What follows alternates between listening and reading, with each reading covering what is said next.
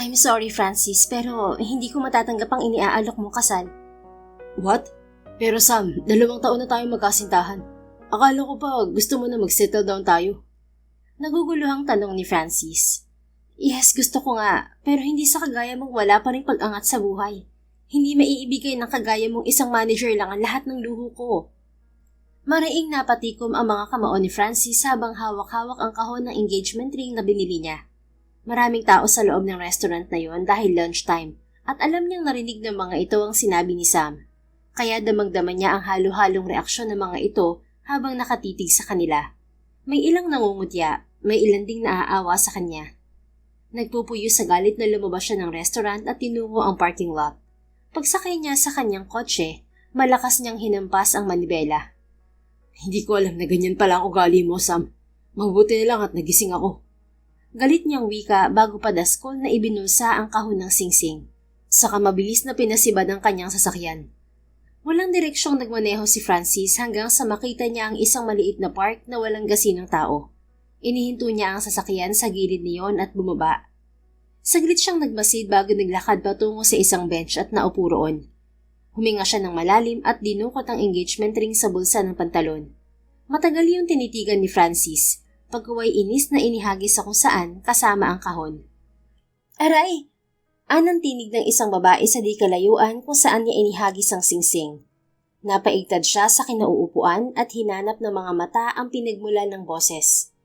Nanliit pa ang mga mata niya habang inaaninag ang taong naroon na biglang lumingon sa kanya. Agad na nagbawi ng tingin si Francis at dinukot ang cellphone sa bulsa. Nagunwari siyang may tinatawagan.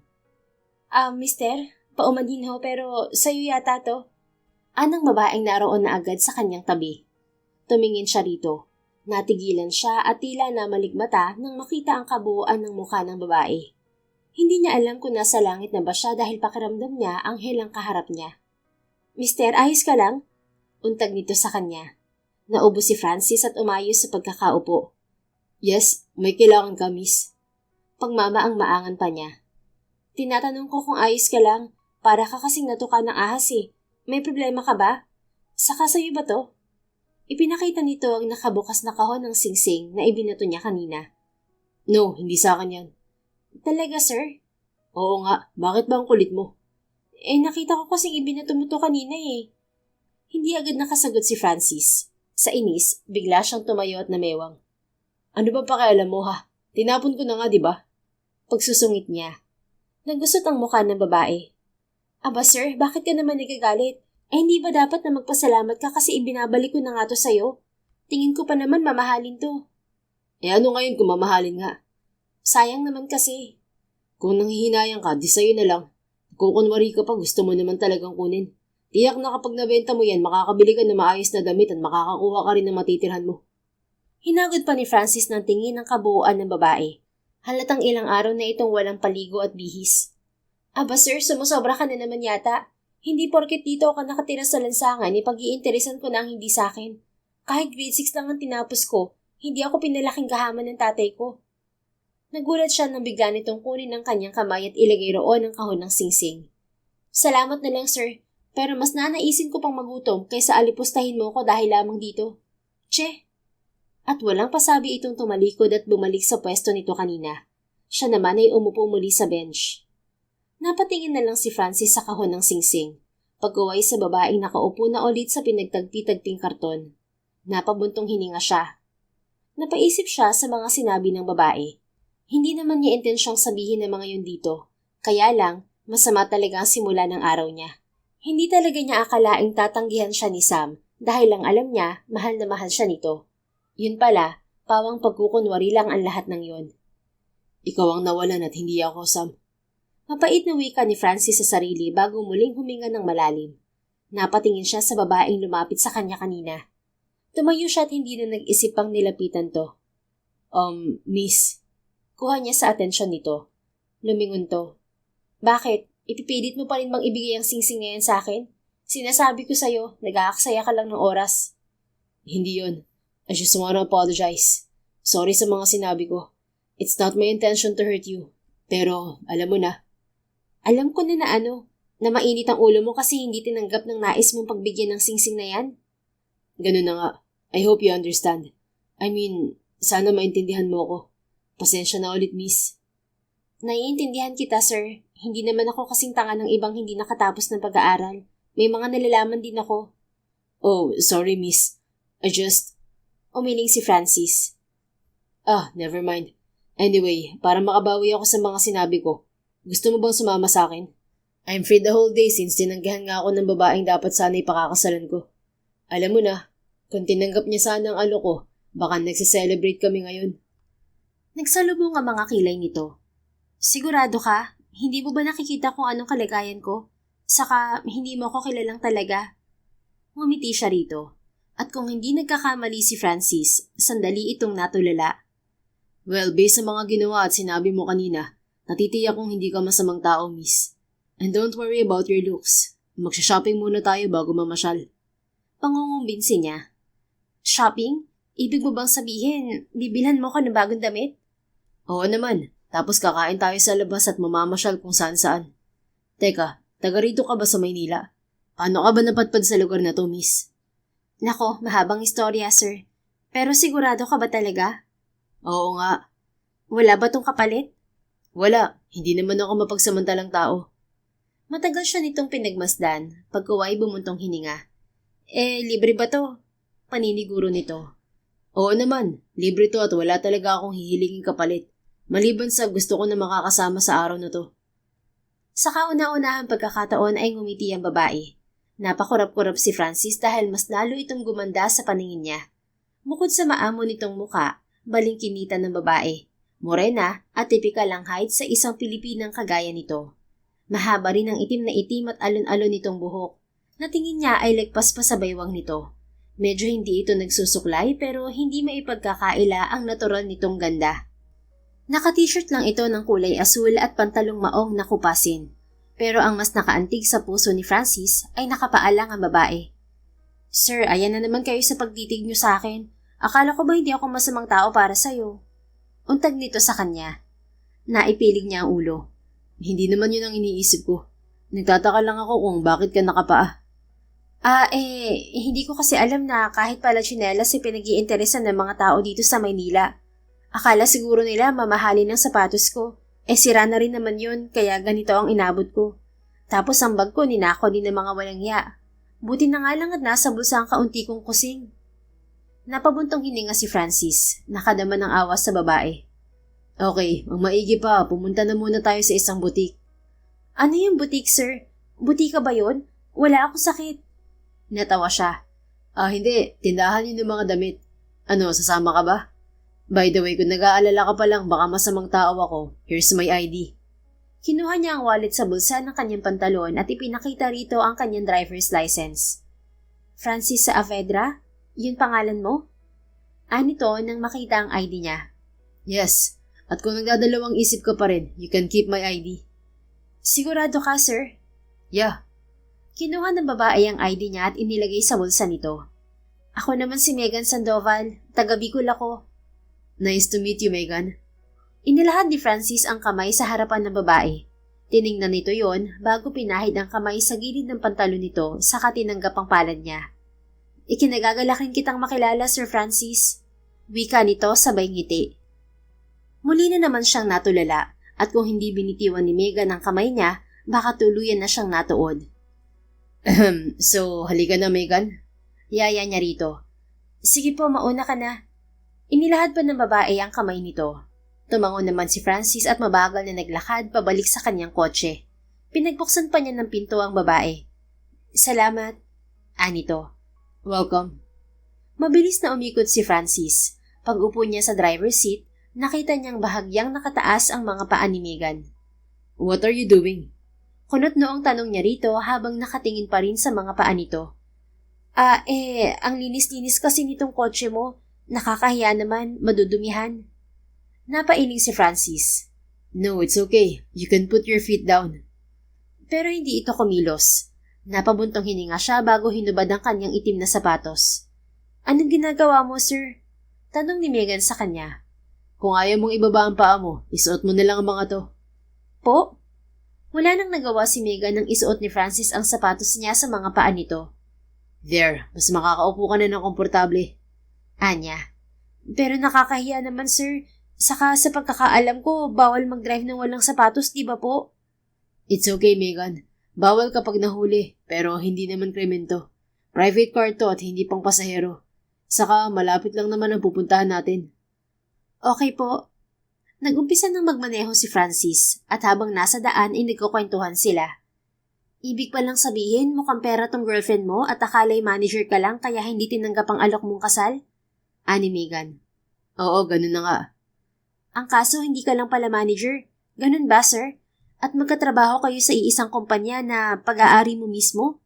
Yes. Niligawan ko agad ang ex ko nung magkakilala kami sa kumpanya. Nilihim ko ang pagkatao ko sa lahat dahil mas gusto ng nanay ko na magsimula ako sa ibaba. Walang special treatment. Ito'y bilang paghahanda na rin sa mas malaking posisyon na hahawakan ko sa aming kumpanya. And it will happen very soon. Wow, parang teleserye ah. Tapos bigla ka makakakilala ng bago na siyang tunay na magmamahal sa'yo at hindi lang ang kayamanan mo ang habol. Natawa si Francis. At may ending na agad ang love story ko dahil sa'yo, Megan. Humagikhik ito. Nakaka-excite lang kasi ang mangyayari sa'yo sa hinaharap, sir. Matagal pa siguro yun. Ngayong nangyari sa akin to, nagpag-isip-isip kong mag-focus na muna ako sa trabaho ko sa kumpanya namin. Sa bagay, tama ka naman. Well, how about you? Paano ka napadpad dito sa Maynila? Huminga ng malalim si Megan at tumingin muna sa labas ng bintana. Lumayas ako sa amin at ang naipon ko lang na kaunting pera ang dala ko. Nakasya lang pala sa pamasahe papunta dito. What? Why? Dahil sa madrasta ko at anak niya. Wala na kasi ang nanay ko kaya nag-asawa ng panibago si Itay. Manyakis yung stepbrother ko at kamuntik pa akong gahasain. What? Bakit hindi mo sinumbong sa papa mo? Hindi naman siya maniniwala sa akin. Palagi na lang yung bagong asawa niyang pinaniniwalaan niya. Punong-puno ng hinanakit na wika ni Megan. Oh, I'm sorry to hear that. Ayos lang. Noon ko pa naman gustong umalis sa amin kasi gusto ko mag-aral. Ayoko namang magbukid na lang ako na magbukid habang buhay. Kaso, minalas naman ako at nanakawan pa pagdating dito sa Maynila. Ganun ba? Siguro halata na baguhan ka sa Maynila, kaya sinamantala ka ng mga kawatan. Kasi hindi ko alam kung saan ako pupunta, kaya para ako nawawala habang naglalakad-lakad. Hanggang sa nakarating ako sa park na pinanggalingan natin. Buti nga may naawa sa akin na kapwa ko palaboy. Binigyan ako ng karton na matutulugan. Grabe, ang hirap siguro ng pinagdaanan mo. Teka, ilang taon ka na ba, Megan? 20. Bata ka pa pala. Ako naman 30 na. Matanda na ako para mag-high school, sir. Wala namang bata o matanda sa gusto makatapos ng pag-aaral. Ang mahalaga, porsigido ka. Saka may ALS na ngayon. Pag nakapasa ron, pwede ka na mag-college o magtrabaho. May ganun po pala. Maganda nga sana. Kaso sa kalagayan ko, paano naman ako makakapasok nito? Sang-ayon nito. Kung ganun, hayaan mong tulungan kita, Megan. Ho? Nanlalaki ang mga matang tiningnan niya ito. Talaga, sir? Oo naman. Hindi ko naman gustong ipagdamot ang isang bagay na kaya ko namang gawin sa ibang tao. Lalo na kung alam kong may gusto talagang marating sa buhay. Nararamdaman ko na worth it kang tulungan, Megan. Naku, Sir Francis, salamat po. Hindi na nag-isip ang yumakap sa braso ng lalaki ang dalaga. You're welcome. From now on, hindi ka magtitiis sa lansangan, okay? Tinapik-tapik pa nito ang braso niya at hindi alam ni Megan kung bakit tila may kakaibang sensasyon siyang naramdaman. Para ding may nagliparang paru-paro sa kanyang tiyan habang ang lakas-lakas ng kabog ng kanyang dibdib. Aminado siya sa sariling gwapo ang lalaki. Matangkad ito, matangos ang ilong, mapupula ang mga labi. Katamtaman ng hugis na mga mata na may malalantik na pilik at makinis ang mapusyaw nitong kutis. Maihahambing niya ito sa artistang si Albert Martinez kung katawan din lamang ang pag-uusapan. Pero batang bersyon ito ng artistang yon. Hindi nga ito halatang 30 na. Makalipas ang sandaling katahimikan, ay tumikhim si Megan at mataktikang lumayo sa lalaki. Sorry ho, nadala lang ako ng aking emosyon. Hingin pa umanhin niya. Natawa ito. Ayos lang, Megan. Para ho palang hindi ayos sa akin ng tungkol sa iniaalok mo. Anyang biglang nagbago ang isip. Baka kasi isipin ng lalaki na oportunista siya at mapagsamantala. Ha? Bakit naman? Tanong nito na sandali pa siyang nilingon. Para kasing hindi totoo. Biruin mo, kanina lang nasa lansangan ako at palaboy. Tapos, nang makilala kita, ang dami na agad nangyari. Megan, ganun talaga ang buhay. May mga biglang pangyayari na akala mo panaginip lang. Pero once na malaman mong totoo pala, hindi mo na dapat pang pakawalan. Kasi minsanan lang dumating sa buhay ang ganun. Para mo na rin sinabi na ito lang talaga ang pagkakataon ko para matupad ang mga pangarap ko. Tama ka, kasi hindi kagaya sa probinsya ang mundong ginagalawan mo ngayon. Dito, mas marami ang pasakit kaysa tagumpay. Lalo na sa mga kagaya mo. Kaya kung hindi mo tutulungan ang sarili mo, wala talagang mangyayari. Isa pa, ikaw na rin ang may sabi na ultimo sapatos mo kinuha kahit luma na at may sira. Ganun kalupit ang mundong to, Megan. Kaya kung may pagkakataon ka makaahon sa maayos na paraan, hawakan mo na agad ito ng mahigpit para hindi na makawala pa. Paliwanag nito. Napaisip si Megan. Sa 3 araw niya sa Maynila, napansin niya kung anong klaseng pamumuhay meron ng mga taong kagaya niya roon sa parke. Nasa kabila ng mga nagtatayog ang mga gusali, malalaking malls, mga magagarang sasakyan, mga magagarang bahay, maraming kainan at malawak na daanan. Hindi may tatatwa ang kaguluhan at matinding kahirapan sa bawat eskinita at lansangan. Kaya tama si Francis, dahil kung hindi niya tatanggapin ang iniaalok nito, makahabang buhay siyang tumira sa lansangan. Ilang beses na ring sinubukan ni Megan na mag-apply ng trabaho, pero ang hinahanap ng mga ito ay may experience daw. Kahit sa karinderya na tagahugas lang ng pinggan ay nanghingi rin ng resume. At dahil wala siyang maipakita, hindi siya tanggapin. Wala rin siyang ID. Hindi talaga patas ang buhay. Sa halip na tulungan ang nakalugmok, lalo pang pinahihirapan dahil sa komplikadong sistema na nakasanayan. May iba namang nag-aalok ng trabaho sa kanya, kaya lang sa bar yun. At hindi masikmura ni Megan na magtrabaho sa ganoong lugar, lalo na't pagiging dancer ang hinahanap ng mga to. So, tatanggapin mo na bang inaalok ko, Megan? Untag ni Francis sa kanya. Kung papayag ka sa kondisyon ko, lakas na niyang wika. Ano namang kondisyon yan? Huminga ng malalim si Megan. Ayoko ng libre, sir. What do you mean? Pagtatrabahuhan ko po lahat ng gagastusin mo dahil alam kong hindi naman yun biro, kahit pa sabihin nating mayaman ka. Okay, no problem. Tamang-tama, kailangan ni Daddy ng caregiver. Caregiver ho? Yung nag-aalaga ng mga matatanda? Yes, parang ganun na nga. Pero si Daddy nasa ospital. After his accident last year, nakomatose siya. Hindi pa siya nagigising hanggang ngayon. Kaya nga si Mami ang nagpapatakbo ngayon ng aming kumpanya. But malapit ko na rin siyang palitan, just like what I've said earlier. Oh, sorry sir, hindi ko alam. It's okay, Megan. So payag ka na ba? Susweldohan kita ng malaki. Oo naman, payag na payag ako. Good. Ngumiti si Francis sa kanya at hanggang sa makarating sila sa butik na sinasabi ng lalaki ay walang humpay sila sa pagkukwentuhan. Wait here, Megan. Anang lalaki. Sir, teka lang ho, itong sapatos mo. Awat ni Megan sa lalaki nang ako mang bababa na ito. No, it's okay. Nakamedyas naman ako. Sir naman, huwag ka nang tumanggi. Ayos lang naman po. Sanay na akong nakatapak. Huminga ito ng malalim. Alright, you win. Kinuha nito ang sapatos at isinuot yon bago bumaba. Subalit pagkatapos siya nitong pagbuksan ng pinto ng kotse at nang maisara yung muli, nagulat si Megan nang bigla na lamang siyang buhatin ng lalaki. Ay, kalabaw na mabantot! Bulalas niya at agad na napakapit sa balikat nito. Sir, anong ginagawa mo? Ibaba mo na po ako. No, hindi ko gustong paglakarin ka ng walang tsinelas kaya heto. Ngumiti ang lalaki sa kanya na sandali niyang kikinatulala at hanggang sa makapasok sila ng butik ay nakatitig lang siya rito. Para kasing may magnet ang mga ngiti ng binata na hinihila palagi ang kanyang mga mata para tingnan to. At hindi naman yun pagsasawa ang gawin ni Megan dahil sa angkin nitong kagwapuhan. Hello sir, good afternoon. What can I do for you? Anang sales lady na pumukaw sa naglalakbay niyang isip. Napatingin siya rito at nakita niyang titig na titig ang babae sa kanila habang nakangiti. Madaling bumitaw si Megan kay Francis at kagat-labing yumuko. Can you help her pick a dress? I mean, lahat ng meron kayo rito including undies, shoes, and bags. Sabi ng lalaki sa sales lady. Okay sir, tara na po ma'am. Baling sa kanya ng sales lady. Tumingin si Megan sa lalaki. Go on, dito lang ako. Sigurado kang hindi ka aalis, sir? Of course. And don't worry, you have my ID, remember? Napatango na lang si Megan bago sumunod sa sales lady at halos mahilo siya sa dami ng kanilang pinamili.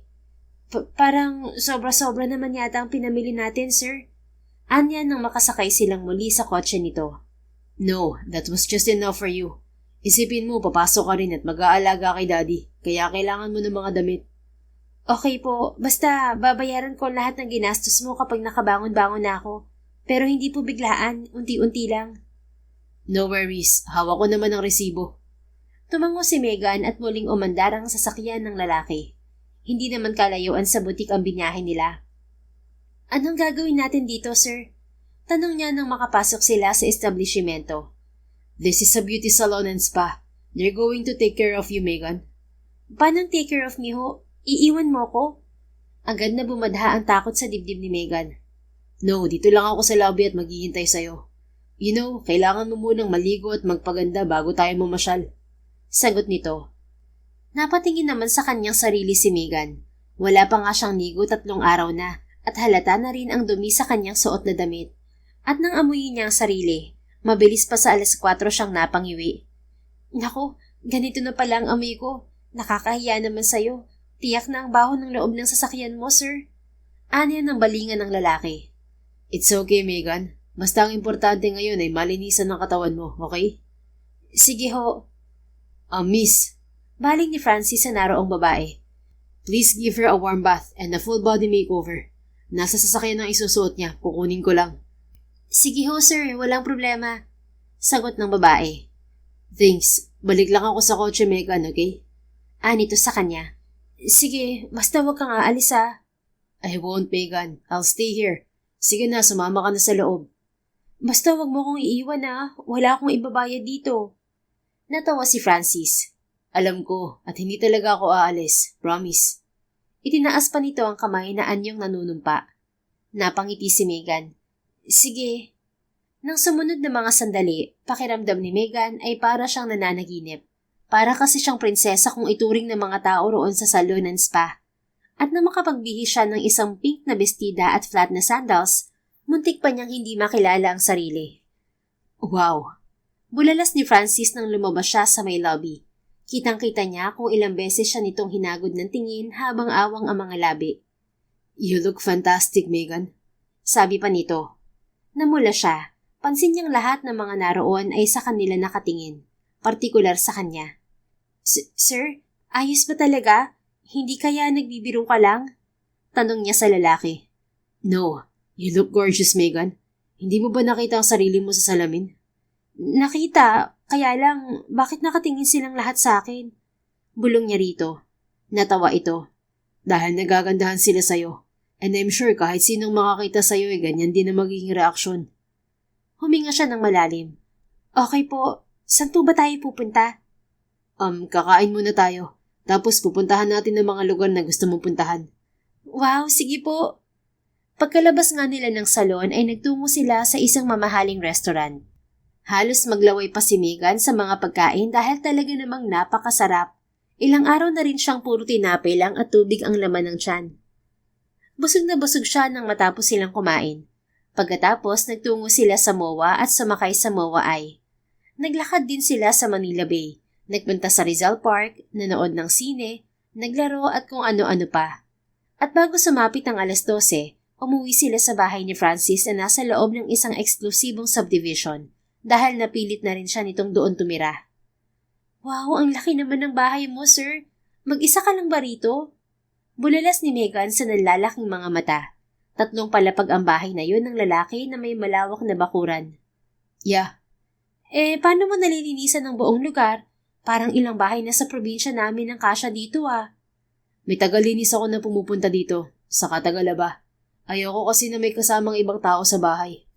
Halika na, akin na tayo sa itaas. Tiyak akong pagod ka na. Hindi pa naman ho. Parang hindi naman ako mapapagod kung ganito ako kasaya ngayon. Pakiramdam ko talaga nananaginip ako. Pakurot nga po, sir. At hindi na nag-iisip si Megan na kinurot sa pisngi ang lalaki. Aw! Anito sa may taas ng kilay. Bakit baliktad yata, Megan? Hindi ba dapat akong kukurot sa'yo? Napakamot siya sa ulo. Kahit yata kurutin mo ko, hindi pa rin ako maniniwala eh. Masyado kasi akong masaya. Napailing to. Oo na, umakyat na tayo sa taas bago mo pala mukusin ang mukha ko. Natawa si Megan. Hindi naman po. Okay, naniniwala naman ako. Pero tara na sa itaas para maaga pa rin tayong magising bukas. Bakit po? Pupunta na po ba tayo ng ospital? Sa hapon pa. Pero alam kong kailangan mong matutuhan ng mga bagay dito sa bahay, kaya ituturo ko ang mga yun bukas. Sige po. Magkasunod silang umakyat ni Francis sa ikalawang palapag. Halos malula siya kung gaano karami ang mga kwarto roon. Sir, bakit ang daming kwarto mag-isa ka lang naman? Hindi na nakatiis na tanong ni Megan. Dahil dito ko ititira ang magiging pamilya ko. Nang marating nila ang silid ay lalong namutawi ang saya sa mukha ni Megan. Dito ang kwarto ko, at ito naman ang sayo. Kasunod lang ng sa akin para kung may kailangan ka, madali mo lang ako matatawag. Paliwanag ni Francis sa babaeng hindi na yata mawawala ang pangingislap sa mga mata. Wow sir, sigurado ka? Ang laki nito. Natawa siya nang para itong batang nagtatakbo sa kama at naupo sa gilid niyon sa bayugyog. Grabe ang lambot! Nakamasid lang siya sa lahat ng gawin ni Megan at maging sa reaksyon nito na walang halong pagkukunwari. Mula pa kanina sa butik hanggang sa namamasyal sila, kapansin-pansin ang kainosentehan nito at hindi niya alam kung ilang beses siyang tumawa habang kasama ito, lalo na nang bigla na lamang itong sumigaw nang sakay na sila sa Moa's Eye. Pakiramdam ni Francis, hindi niya pagsasawa ang samahan ito sa lahat ng sandali. Naikwento nito na malayo ito sa bayan doon sa Bicol, kaya ang lahat ng nararanasan nito ngayong araw ay first time. Sige na, magpahinga ka na, Megan. Ito nga pala ang banyo. Kompleto na ito sa gamit. Binuksan niya ang pinto ng banyo. Nangungunang-una naman ito sa pagsilip doon. Grabe talaga. Ganito ba talaga ang mga mayayaman? Kahit sa loob ng banyo may telepono at sofa? Muling natawa si Francis. The phone is for emergency purposes, while the couch is for relaxation. Minsan kasi, kapag pagod na pagod ang isang tao, gusto muna nilang magpahinga bago maligo. Kaya may sofa. Ang sosyal? Matutulog sa banyo? Tumango-tango ito. Hindi rin masama. Minsan ganyan din ako para makatakas sa madrasta ko at sa stepbrother ko. Nga lang sa ibabaw ng bowl ng banyo na masikip ako nakaupo, hindi sa ganito kagara na sofa at banyo. Ganun ba sila kalupit sa'yo? Hindi ka pinagpapahinga ng maayos? Parang ganun na nga. Bukod sa pagtatrabaho sa bukid, ako pang gumagawa ng mga gawaing bahay pag uwi ko, pati na ang pagluluto. Tapos wala akong kinikita sa pagbubukid. Sa kanila lahat napupunta. Kaya lang ako nagkaroon ng pamasahe pa Maynila dahil minsan naaawa sa akin si tatay, kaya inaabutan ako ng konti. Iniipon ko naman. At walang pakialam mo tatay mo na ginaganon ka? Tingin ko wala. Hindi naman siya nagsasalita eh. Napailing si Francis. Nang marinig niya ang kwento nito kung bakit umalis ng Bicol, nakadama siya ng galit. Ipinagpasalamat na lamang niya na naglayas ito dahil kung hindi, baka kung ano nang nangyari dito. Okay, masyado nang malalim ang gabi, Megan. Tulog ka na at heto nga pala ang mga damit mong pwedeng ipamalit. Bukas na lang natin ibaba sa sasakyan ng iba. Anya. Sige sir, salamat ulit sa lahat-lahat. Hindi na ako mangangamba na matulog ngayong gabi dahil kinupkup mo ako at inalis sa lansangan. Hulog ka ng langit sa akin, Sir Francis. Walang anuman. At gusto ko lang sabihin sa'yo na nag-enjoy ako ng sobra ngayong araw. At dahil din sa'yo, kaya nakalimutan ko sandali ang pinagdadaanan ko. Thank you to Megan. Sus, wala yun. Ganon din naman ako eh. Sobra-sobra pa nga ang ginawa mo sa akin. Ngumiti si Francis. Basta ikaw. Tinapik niya ito sa balikat bago tumango. Sige na, magpahinga ka na at bukas na lang tayo mag-usap. Sige po. Kinabukasan, maagang gumising si Francis kahit linggo. Alam niya kasing gigising ng maaga si Megan dahil yun ang nakasanayan nito sa buhay sa probinsya. Paglabas niya ng kanyang kwarto pagkatapos maghilamos at mag-toothbrush, sinilip niya ang kabilang silid. Tama nga siya, wala na roon ang dalaga. Bumaba siya at hinanap kung nasaan to. Nakita niyang naroon ito sa garden. May hawak na kasirola at baso na siyang ipinandidilig habang kinakausap ang mga halaman. Kusang umukit ang matamis ng ngiti sa kanya mga labi habang pinagmamasdan ito. Ang gaganda naman ng mga rose na to, iba-iba pang mga kulay. Alam nyo, mahilig din ako sa mga halaman. Ang dami kong tanim sa probinsya na rose, bougainvillea, santan, daisy, orchids, gabi-gabihan, sunflower, at kung ano-ano pa. Kahit madalas pinagagalitan ako ng aking madrasta, sumusuka daw kasi ang harapan ng bahay namin. Alam niyo na, pinaglihi kasi siya sa sama ng loob. Hindi niya nakikita ang magandang naidudulot niyo sa kapaligiran. Nakakaaliw kaya kayong pagmasdan, at kapag tinitingnan ko ang mga tanim ko doon, madalas ako nakangiti. Sila na nga lang ang tanging nagpapasaya sa akin sa probinsya namin eh. Dami kasing kontrabida simula nang mag-asawa ulit si tatay. Tuloy-tuloy nitong wika habang nakamasid dito si Francis. Ay, sana naman alagaan sila ni Itay kahit alam kong imposible niyang gawin yon. Alam ko kasing malungkot sila kasi umalis ako. Huminga ng malalim si Megan pagkuway na pabaling sa mga dalya. Nanlaki ang mga mata nito at parang batang nagtatakbo roon.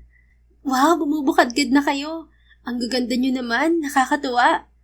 May pagtili pa ito bago binuhusan ng tubig ang gilid ng puno. Natawa si Francis sabay iling. Alam mo, may pandilig naman ako dito, Megan. Hindi mo na kailangan ng kasirola at baso. Ay, atay nang magmamani. Napatalon ito sabay lingon sa kanya. Nagusot ang mukha nito nang makita siyang tatawa-tawa. Sir naman, gusto mo ba ako magkasakit sa puso? No. Namulsa siya at lumapit dito. Kanina pa kaya ako narito, hindi mo lang napansin. Sana ho nag-knock-knock ka man lang para alam ko. Paano ko naman gagawin yun? Wala namang pinto. Siya nga pala, bakit ka narito? Nakita ko kasi itong magandang garden mo mula sa itaas, kaya bumaba ako. Kaso wala akong makitang tabo at timba, kaya itong kasirola at baso na lang ang ginamit ko. Hindi mo na kailangan gawin yan, kasi may pandilig naman ako. Halika, ipapakita ko sa iyo ang bukasan ng gripo. Sumunod ito sa kanya nang tunguhin niya ang gilid ng bahay. Binuksan ni Francis ang gripong konektado sa buong garden niya. Para namang umambon dahil sa mahinang sirit ng tubig. Ay astig, hindi na kailangan ng tabot timba para magdilig. Manghang bulalas ni Megan. Hindi na talaga. Kailangan mo lang buksan ang gripong to, tapos automatic nang madidiligan ng buong garden dahil may mga nakabaong daluyan ng tubig sa paligid. Tapos depende sa tindi ng sikat ng araw ang pagdidilig para hindi naman malunod ang mga halaman. Ang galing ah, kahit pala mga halaman spoiled sa inyo, sir. That's what you call innovation. Nga pala, halika na sa loob. Gawa tayo ng breakfast. Nako, yan nga ang isang problema ko kanina pa, sir. Hindi ko alam kung paano buksan ang kalan mo kaya hindi na ako nangahas. Hindi kasi siya kahoy o uling. Wala naman kaming ganun sa probinsya. Natatakot ako makasunog kaya nagdilig na lang ako ng mga halaman. Napangiting muli si Francis. Don't worry. Kaya nga ako gumising na maaga para turuan ka, di ba? Ganun ho ba? Pati ba kung paano gamitin ang mga gripo sa banyo? Ay, oo nga pala. Sorry, nakalimutan ko sabihin kagabi. Okay lang, sir. Ang mahalaga nagamit ko naman kahit papano. Maparaan naman ako. Nga lang, ang lamig ng tubig. Parang yelo. Napakamot si Francis sa ulo. Oo na, my bad. Mamaya ko ituturo yun sa'yo. Halika na sa loob. Magkasunod silang pumasok muli sa kanyang bahay. Pagkatapos, matiyaga niyang itinuro dito lahat ng gamit sa kusina. Ay, astig naman ito. Kusang naluluto ang pagkain. Excited na wika ni Megan habang nakatingin sa rice cooker. Pansin niyang mabilis itong matuto, pati na rin ang mag-adjust. So, alam mo na ba ngayon kung paano gamitin yan? Tanong ni Francis habang nagpiprito ng hotdog. Tapos na siyang magprito ng itlog at longganisa. Gusto raw ni Megan ng kanin kaya nagsaing sila. Oo naman, sir. Madali lang naman pala. Sa susunod ako na bahala. Okay, maghain ka na para makakain na tayo pagkaluto ng kanin. Para silang bagong kasal kung titingnan. Ang kaibahan nga lang, pinag-uusapan nila ang mga gamit na naroon sa kusina. Ano nga ulit yun, sir? Als ano? Tanong ni Megan sa kanya habang kumakain na sila. Pinag-uusapan na nila ang tungkol sa pagpasok nito. Yeah, it's called Alternative Learning System. Ito ay para mapadali ang pagpasok mo sa junior at senior high school. Paliwanag ni Francis. Ibig mo sabihin hindi na ako mag-aaral ng 6 na taon? Yan pala yung sinasabi mo kahapon? Oo lang ako ng oo kahit hindi ko naman naiintindihan. Right. Ang ALS sa junior high ay 6 to 8 months mo lang kukunin para mabigyan ka ng Certificate of Completion galing sa DepEd. Tapos ang ALS naman sa senior high ay 1 taon. Ay, ang galing naman. Akala ko 10 taon pa ako mag-aaral eh. Mapapabilis pala ako makatapos. Parang hindi na nakakahiya pumasok ng high school sa edad ko. Tapos 'di ba 4 na taon ng college? Well, depende yan sa kukunin mo, Megan. Ano bang kurso ang gusto mo? Lumabi ito at sandaling nag-isip. Pang-office siguro o tungkol sa business? Well, magandang choice yan. Pwede ang business management, administration, accountancy, finance o entrepreneurship. Ang dami ho pala, parang nakakahilo. Napailing si Francis. Madali lang yan. Tutulungan naman kita eh. Basta wag mo na munang isipin yan. Marami ka pang time para sa kurso na gusto mo talaga. Siya nga pala, ang ALS ng junior at senior ay halos pareho lang. May modules kang sasagutan at learning sessions din. Kaso, mas madalas ang pagpasok mo sa senior high. Sa junior kasi may 1 hanggang 3 beses sa isang linggo ang pasok mo. Ang mga magiging classmate mo sa ganoon ay kagaya mo ring nalipasan ng mga taon sa pag-aaral, kaya hindi ka maiilang. Ganun pala yun. Mas maigi naman para makapagbantay ako sa ospital. Ano nga po palang oras ang punta ko roon kapag napasok na ako? Ganito na lang ang gawin natin. Since nakakita ako kagabi ng Special ALS Learning Center na malapit dito sa bahay, MWF ang schedule at 8 to 4 p.m. Doon na lang kita i-enroll.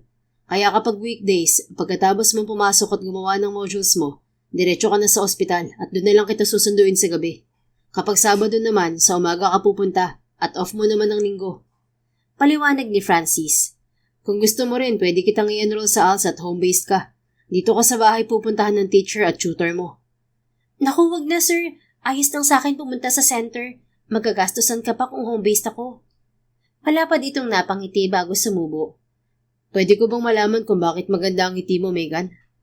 Kasi parang andali lang. Teka, paano mo nga pala nalaman ng tungkol sa magiging pagpasok ko? Simple lang. Nag-research ako kagabi bago matulog. Huwag ka na rin mag-alala sa mga dokumento mo. Ako nang bahala ron. Basta ibigay mo lang sa akin ang mga detalye mo. Ako na rin ang bahala sa enrollment mo. Tamang-tama naman dahil dun sa sinasabi kong learning center ay may opening ngayong July. February ang tapos mo ron at March ka naman magte-take ng exam. Doon malalaman kung pasado ka o hindi. At kapag pasado ka, doon ka na rin papasok para sa ALS Senior High Program. Naku sir, salamat talaga. Hulog ka talaga ng langit. At nagulat pa siya nang tumayo ito at yakapin siya. Parang may kung anong nagtakbuhan sa kanyang dibdib at bigla yung kumabog ng malakas. Hayaan mo sir, pagbubutihan ko ang pag-aalaga sa tatay mo. Sisiguraduhin kong magigising na siya. Napangiti si Francis dahil tila walang pakialam si Megan sa nangyayari sa paligid nito, habang siya naman ay samot-sari na ang tumatakbo sa isip. She's innocent, remember? Anya sa isip sabay iling. Makailang saglit pa ay bumitaw ito sa pagkakayakap sa kanya at muling naupo. Promise sir, pagbubutihan ko rin ng pag-aaral ko para naman hindi masayang ang ibabayad mo. Hindi naman talaga masasayang yon dahil pinaghihirapan mo naman. Hindi ba nga ang usapan natin, babayaran mo ko sa pamamagitan ng pag-aalaga kay Daddy? Pero parang kulang pa rin yun kasi binawi mo rin agad ang sinabi mo kahapon. Ang sabi mo, libre na ang pagtira ko rito, pati na yung mga pinamili mo para sa akin. Ang dami mo ng gasto sa akin. Don't think about it, okay? Ang importante ngayon ay matupad mo mga pangarap mo. Basta, super duper thank you, sir. Oo na, tatawa-tawang tugon ni Francis. Halos hindi na namalaya ni Megan ang paglipas ng mga araw. Nagsimula na siyang pumasok sa ALS, kasabay ng pagbabantay sa ama ni Francis. Nakilala na rin niya ang mabait na nanay ng lalaki na si Mrs. Hilda Saavedra, na kahit madalas ay wala sa tabi ng asawa dahil sa pagpapatakbo ng kumpanya ng mga ito, dama naman niya ang pagmamahal nito sa may edad na lalaki. So, how's school? May mga kailangan ka ba? Mga dapat na pag-aralan na nahihirapan ka? Tanong ni Francis kay Megan habang nagmamaneho. Papasok na ito sa opisina habang siya naman ay sa learning center. Maayos naman sir. Wala pa namang aralin na nahihirapan ako. Nasasagot ko rin ng maayos sa mga modules ko. Good. Siguro kung pinag-aral ka ng tatay mo, isa ka sa top student sa school nyo. Ang bilis mo kasing matuto. Naku, hindi naman po siguro. Basta kapag may kailangan ka, magsabi ka lang, okay?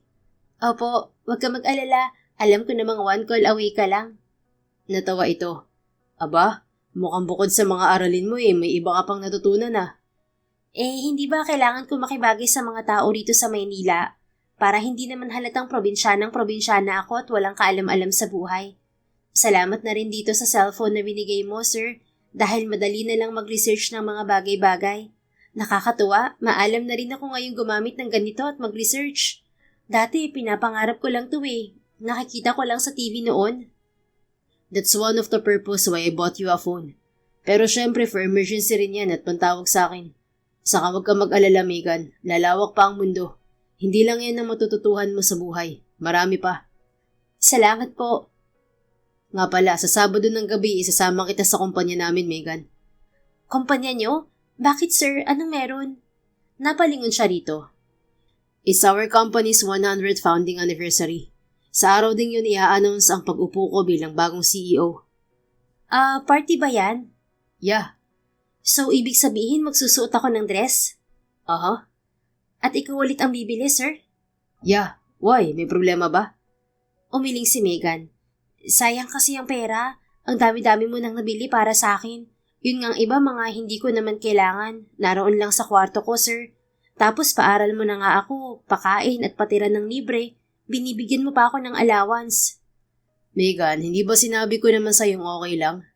Kahit na, nakakahiya na kasi, sir. Baka isipin mo at ng iba na inaabuso na kita. Ayan ka na naman. Hindi naman ako naniningil at walang mag-iisip sa'yo ng ganyan. Napabuntong hininga si Megan. Hindi naman niya pinagsisisihan ang desisyong magpaampon sa lalaki. Ang kaso, may kakaiba kasi siyang nararamdaman para dito na hindi niya makayang ipaliwanag. Basta ang alam niya, masaya siya sa tuwing kasama ito. Hey Megan, hindi ka na sumagot. Untag nito. Sige na nga po. Wala naman akong magagawa, hindi ba? Megan, ayoko namang mamilit, okay? Kung hindi ka komportable, okay lang namang magpunta ako ng mag-isa. Naroon naman si Mommy. Pero hindi ba importanteng gabing yun para sa inyo? Sort of. Kaya nga, at ang insensitive ko naman kung hindi kita sasamahan. Saka sa pagkakatanda ko pa, naroon ang girlfriend mo, hindi ba? Yup. Sam will be there and her new boyfriend. Kaya mas lalo mo kong kailangan para may taga-suporta ka, sir. Natawa ito. Thanks. And guess what? Ano yun, sir? Ang boyfriend niya ay anak ng isa sa mga pinakamalaking shares sa kumpanya namin. Nakababalik lang sa bansa. Ay sus, halata talagang yaman lang ang habol niya sa mga lalaki. Kumusta naman kayo, sir? Kumikirot pa ba ang puso mo? O sisa ni Megan kahit medyo naninikip ang dibdib niya. Naiinis kasi siya sa Sam na yon. Kapag nakita talaga niya ito, tataasan niya ng kilay ang babae. No, I'm not really that broken-hearted. And I realized na hindi naman siya karapat-dapat na pag-ukulan pa ng kahit na anong pansin. She's unworthy of anything coming from me. Ay, good yan, sir. At least alam mo na ngayon kung ano talaga ang kulay niya. Right. Pagsapit ng Sabado, nagpapunta si Francis ng glam team sa kanyang bahay para kay Megan. Nakabili na siya ng damit nito, isang midnight blue evening dress na tila may maliliit na brilyante. Kaya kapag tinatamaan yun ng liwanag ay kumikislap. Simple lang ang disenyo niyon at medyo konserbatibo ang tabas. Bagay na bagay sa edad ni Megan. Hi sir, excited na ba kayo makita ang ginawa namin kay Megan? Excited na wika ng baklang makeup artist nang buksan nito ang pinto ng guest room na nasa unang palapag. Yun ang pinagamit niya sa mga ito para hindi na mahirapan si Megan sa pagbaba. Tumayo si Francis mula sa pagkakaupo sa couch at namulsa. Alright, ready na si Sir Ladies. Maarteng wika ng bakla pagkuway dahan-dahan nitong nilakihan ang bukas ng pinto. Siya naman ay pigil na pigil ang paghinga habang naghihintay. Presenting Miss Bicol 2026, Miss Megan Sandoval. Anang bakla na parang nasa isang beauty pageant. Nakalimutan na yata ni Francis ang kumurap. Ganoon din ang huminga nang tuluyang masilayan si Megan. Kung nauuna niya itong makita at dinala sa salon ay halos hindi na niya ito makilala, mas lalo naman sa mga sandaling to. Megan is an epitome of elegance and sophistication. Sa isang iglap, nawala ang pagiging inosente nito at napalitan ng misteryo ang muka. She just glowed into a deadly gorgeous human being he had ever seen. Ay pak, tulalay si Sir. Ibig sabihin, nagawa nating lahat ng ating mga assignment, mga bakla. Palatak ng bading na siyang nagpabalik sa isip ni Francis sa kasalukuyan. Halos nilipad niya ang kinaroroonan ni Megan para alalayan to. God, hindi agad kita nakilala. Hindi na napigil ang bulalas niya. Salamat pero dala lang to ng mga ginawa nila sa akin, sir. Sagot nito sabay turo sa tatlong inutusan niya. Not entirely. Dahil alam kong maganda ka na noon pa. But they truly made the magic here. Tumingin si Francis sa tatlo. Thanks. And by the way, naipadala ko ng bayad niyo sa accounts niyo, including your tips. Ay, kaya gustong-gusto ko kayo, Sir Francis ang galante. Sagot ng isa pang bakla. Thank you, Sir Francis. Iisang wika ng mga bading. You're welcome, guys. Thank you also. Sige po, mauna na kami. Sa uulitin, sir. Sige. Sumunod silang dalawa ni Megan sa tatlo. Maingat niyang inilalayan ang dalaga hanggang sa makasakay ito sa kotse niya. Sir, untag ni Megan nang nasa kahabaan na sila ng daan. Lumingon siya rito. Yes? Pwede bang wag kang aalis sa tabi ko mamaya? Kasi alam mo na, wala naman akong kakilala roon. Maliban sa inyong dalawa ng mami mo. Wala sa loob na hinawakan niya ang kamay nitong nakapatong sa kandungan nito. Don't worry, hindi kita pababayaan. Kailangan ko lang syempre umakyat sa stage para magbigay ng mensahe sa mga tao. Okay lang yun. Ang mahalaga, naroon ka lang sa paningin ko. Yeah, hindi naman talaga ako aalis. Mananatili lang ako sa tabi mo. Mariing nakagat ni Megan ang pang-ibabang labi. Nakangiti, habang pigil na pigil ang pag-alpas ng impit na tili sa kanyang lalamunan. Hindi niya alam kung tama bang sumama siya rito sa gabing yon dahil sa nakikita niya, mas lalo lang nitong ginugulo ang kanyang buong sistema. Kulang ang salitang gwapo kung ilalarawan niya ang lalaki. Nakasuot ito ng dark blue na tuxedo, katerno ng suot niya. Napakalinis tingnan ng mukha nito dahil bago itong ahit at maayos na nilagyan ng wax ang buhok. Ang bango-bango rin ng lalaki. Parang ang sarap amoy-amoyin. Pagdating nila sa kumpanya ni na Francis, dumiretso sila sa function hall. At hindi mapigilang kabahan ni Megan dahil sa labas pa lang ang dami ng tao. Halatang lahat ay mayayaman at magaganda ang kasuotan. Kumikinang din ang mga ito sa mga mamahaling alahas. Relax. Bulong sa kanya ni Francis na nananatiling nakaalalay sa kanya. Paano naman ako re-relax? Ang daming tao. Sagot ni Megan. Well, isipin mo na lang na tayo lang narito sa gabing to. And please, Megan, pwede bang wag mo na akong iho at po? Saka, pwede bang Francis na lang ang itawag mo sa akin? Ho? Bakit naman, sir? Hindi ba amo kita? Yeah, but we're also friends. Friends? Ibig sabihin, magkaibigan tayo? Bakit? Hindi pa ba? Ilang buwan na tayong magkakilala. Sandaling napaisip si Megan. Pagkatapos, kimi siyang umiti. Okay po. Okay, pero may po pa rin. Natawa na siya ng tuluyan. Medyo nawala na rin ang kabang nadarama niya kanina. Sige na nga, pero kapag tayong dalawa lang, kapag may tao, Sir Francis pa rin ang itatawag ko sa'yo. Alright, basta wala nang po at ho. 30 pa lang naman ako at nagmumukha akong matanda kapag tinatawag mo ako ng ganun. Oo na nga, Francis. Ngumiti ito na nagpasikdo ng dibdib ni Megan. Pakiramdam din niya ay biglang nanlambot ang kanyang mga tuhod. Thanks. So, tara na sa loob. Sige. Mahigpit na kumapit si Megan sa braso ng lalaki. Pagkaway naglakad na sila papasok. Halos lahat ng tao roon ay nakatingin sa kanila, kaya muli siyang kinabahan. May dumi ba ako sa muka? Bulong niya kay Francis. Nope. You're just gorgeous, kaya sila ganyan kung makatitig sa'yo. Sagot nito. Talaga ba? Baka naman nagbibiro ka lang. I'm not lying. Kailan ba ako nagsinungaling sa'yo? Hindi nga. Totoo ba? Oo nga. Hindi mo ba nakita ang sarili mo sa... Francis? Puto ng tinig ng isang babae sa sinasabi ng binata. Pareho silang napalingon sa kanilang tagiliran. Oh, Francis! Umatid ka rin pala? Akala ko hindi ka pupunta kasi di ba iniiwasan mo ako? Anang babaeng may matamis na ngiti sa mga labi. Nakaangkla ang braso nito sa isang matangkad na lalaking singkitin.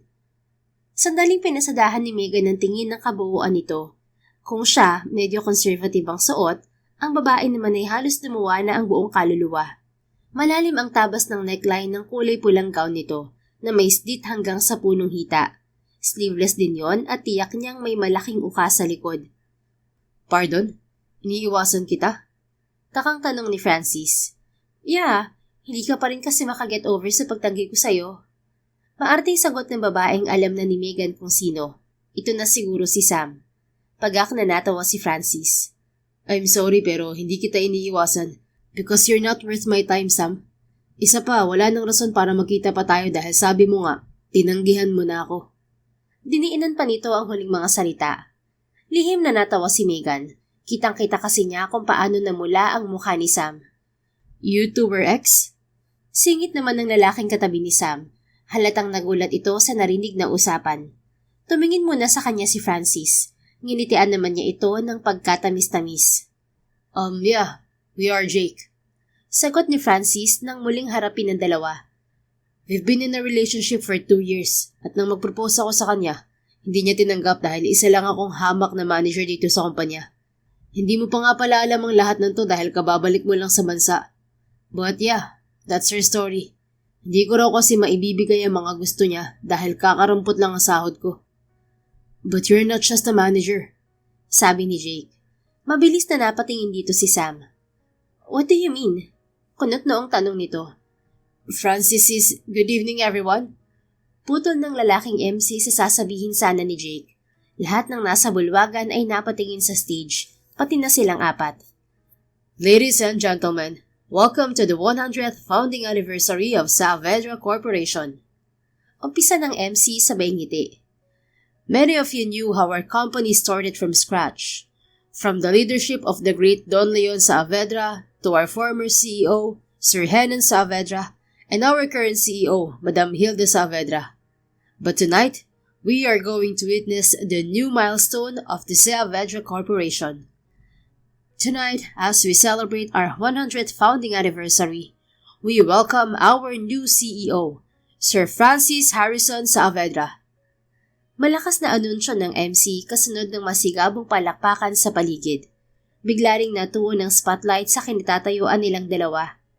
Tumingin kay Megan si Francis at ngumiti. Ginantihan naman niya yon ng isa ring matamis na ngiti.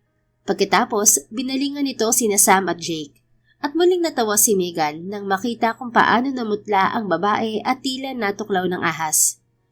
Sorry pero tinatawag na ako sa stage. Maiwan ko na muna kayo rito. Paalam ni Francis. Oh my God, is this real? Tell me, anak siya ng may-ari ng kumpanya? How? Mahinang bulalas ni Sam bago sila tumalikod sa mga ito.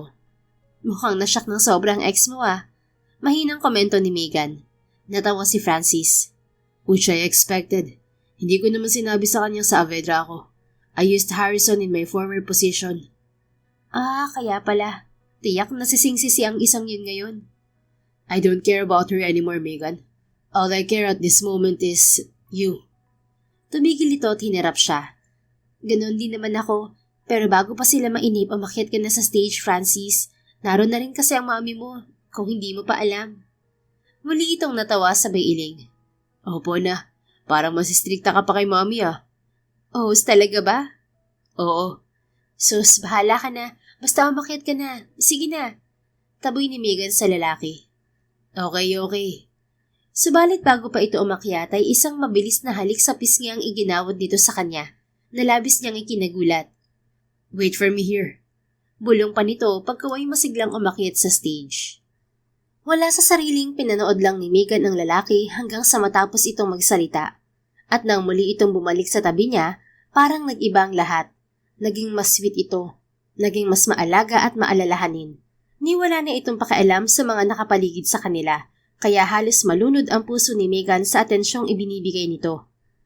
Buong gabi rin silang nagsayaw na para bang sila lang ang tao sa mundo, at hindi niya maiwasang mahiling na sana hindi na matapos pa ang tila mahikang bumabalot sa gabing yon, dahil sigurado si Megan na iba na ang damdamin niya para kay Francis, na espesyal na ito para sa kanya, at natatakot siya sa kahihinatnan ng lahat. Mabilis na lumipas ang mga araw, ni hindi na namalaya ni Megan na nakatapos na siya ng ALS sa junior high. Nakakuha na rin siya ng ALS accreditation at equivalency test at ang sabi sa learning center na pinapasukan niya ay 2 hanggang 3 buwan daw ang labas ng resulta niyon. Oh, bakit parang sambakol yata ang mukha mo? Ani Francis nang madatnan siya nito sa salang tulala. Kauuwi lang nito galing sa trabaho, habang siya naman ay galing sa ospital. Hindi pa rin nagigising ang ama nito, kaya habang naghihintay siya ng resulta ng exam, ay full-time ang pagiging caregiver niya sa matanda. Umayo siya sa pagkakaupo kasabay ng isang malalim na buntong hininga. Iniisip ko kasi ang resulta ng exam ko. Ha? Bakit naman? Hindi ba confident ka namang maipapasa mo mga yun? Lumapit ito sa kanya at naupo sa kanyang tabi. Oo nga, kaso paano kung bumagsak ako? Paano kung marami akong mali?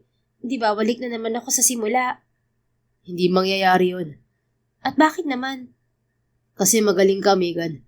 Ikaw nga lang yata ang babaeng nakilala ko na kayang-kayang magsagot ng logarithm. Kahit ilang beses pa lang itinuro sa'yo. Ang hirap kaya nun. Sus, swerte lang kamo ako kasi magaling kang magturo. Saka hindi ako genius, okay? Tiyak na hindi lang naman ako ang ganito. Marami rin sa mga kaklase ko marurunong sa math. Kaya huwag ka na mag-isip ng kung ano-ano dahil tiyak na pasado ka. Huminga siya ng malalim at hindi na sumagot. Dama naman niyang nakatitig lang sa kanya si Francis. Pagkaway tumayo ito at walang salitang nagtungo sa kung saan. Hindi pinansin ni Megan ang lalaki dahil may pagkakataon talagang pakiramdam niya ay down na down siya, na parang ang bigat-bigat ng paligid. At kapag ganoon, hinahayaan lang siya ni Francis. Here. Anito na bigla na lang sumulpot sa tabi niya. Nagtatanong ang mga matang napatingin siya rito. Hawak na nito sa isang kamay ang isang galon ng ice cream na wala ng takip, habang sa kabila naman ay ang 2 kutsara. Naupo ito sa tabi niya at inilagay sa isa niyang kamay ang isang kutsara. Ice cream can boost a person's mood, kaya bagay na bagay ito sa'yo. Iniaro nito ang ice cream sa kanya. Patamad naman siyang kumutsara bago yun isinubo. Ganoon din naman ang ginawa ni Francis.